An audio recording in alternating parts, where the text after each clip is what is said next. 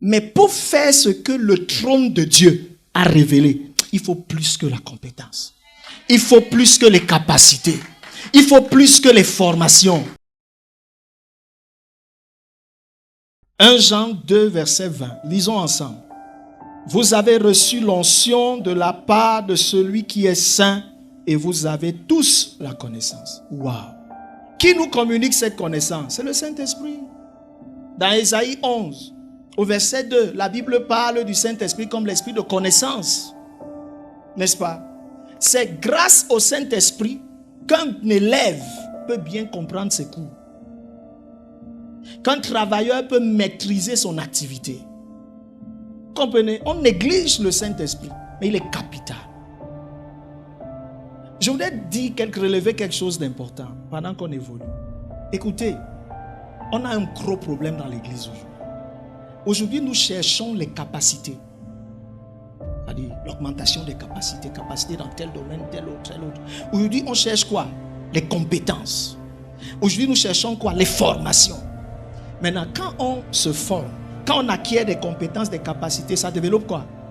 L'esprit ou le corps? Ça développe l'âme, n'est-ce pas? L'âme, l'homme, la chair. Vrai ou faux? Voilà le point focal de l'église aujourd'hui. Maintenant, je voudrais que vous compreniez que l'onction n'a rien à voir avec les capacités, les compétences ni les formations. Vous comprenez ça? Aujourd'hui, on ne cherche plus l'onction, mais ce sont ces choses qu'on cherche.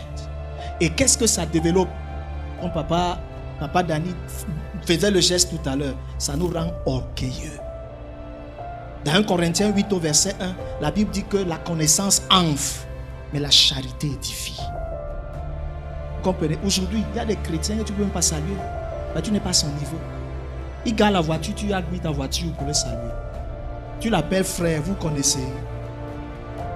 Parce que son niveau a changé, non?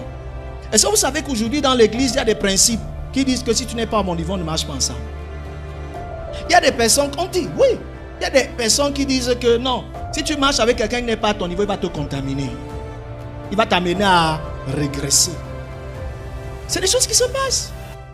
C'est pour ça qu'il y a la course aux compétences, la course aux formations, la course aux capacités. Maintenant, est-ce que les compétences sont mauvaises? Non.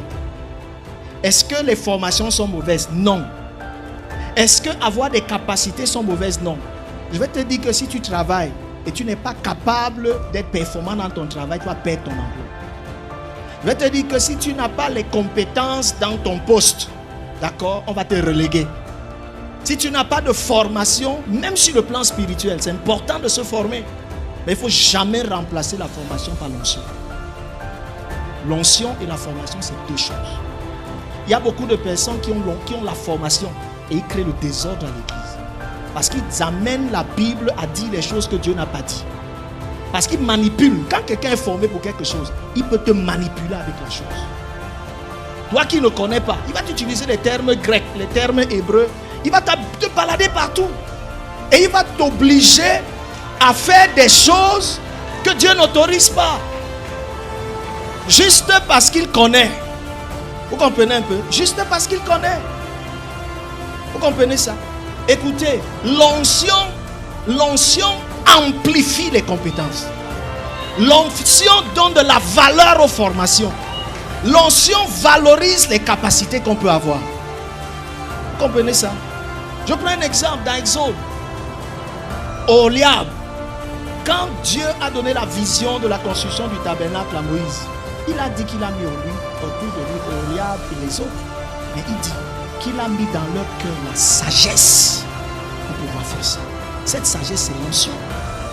Ils ont des capacités talentueuses pour pouvoir faire des choses exceptionnelles. Mais pour faire ce que le trône de Dieu a révélé, il faut plus que les compétences. Il faut plus que les capacités. Il faut plus que les formations. Et Dieu lui a donné ce qu'il fallait. Amen. L'onction est nécessaire. Capital. Alléluia. C'est capital. Mon devoir aujourd'hui, c'est de nous aider à rechercher. Pas rechercher, parce qu'en fait, on va voir tout à l'heure que l'onction nous est donnée par le Saint-Esprit. En fait, l'onction, c'est simplement quoi? C'est la puissance du Saint-Esprit en nous. C'est simplement ça l'onction, en réalité. Après l'impulsion par les femmes au Yada, les jeunes, voici venu le tour des hommes au Yada. Quand les propulseurs s'activent, la dynamique s'envole. Les hommes au Yada, c'est le rassemblement de plus de 400 hommes du jeudi 20 au samedi 22 octobre 2022 pour 3 jours catalytiques de révélation des clés pour un épanouissement spirituel, familial et professionnel sous le thème M comme Christ. Tous à la salle des fêtes de Nanfa à Bonamoussa d'Ifas Barkovita de 14h à 20h tous les jours. Infoline 676 27 05 60. Une vision du mouvement Mercredi en montagne.